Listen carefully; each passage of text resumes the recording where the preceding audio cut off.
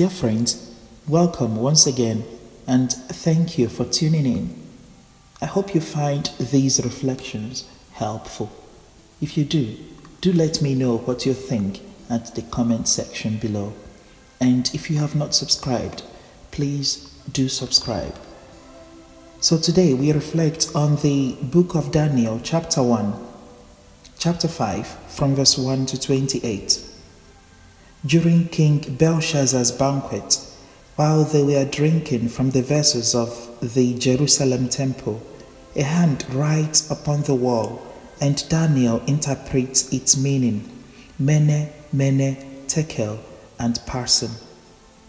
A hand appeared out of thin air and inscribed a mysterious message on the wall. Terrified by the vision, the king was unable to read it. His counselors, learned astrologers, and women readers also failed to interpret it.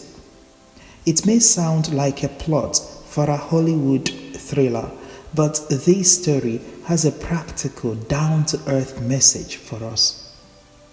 Daniel knew that the temple in Jerusalem had been the sacred meeting place of the Lord with his people.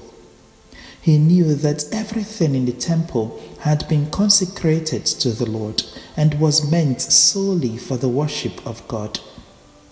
Thus, Daniel was in a position to recognize God's judgment on anyone who dared to use the sacred vessels from the temple for a drinking feast, as King Balshazzar was doing.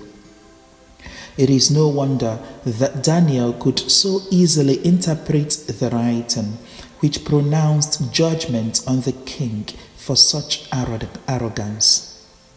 Daniel's interpretation, which probably seemed like skillful soothsaying to Belshazzar, was really the result of clear reasoning in faith.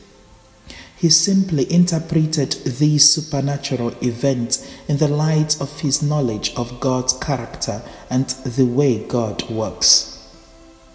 Like Daniel, we too are called to evaluate situations in the light of God's revelation of himself to us in Jesus. Does God intend us to be magicians and fortune tellers? No.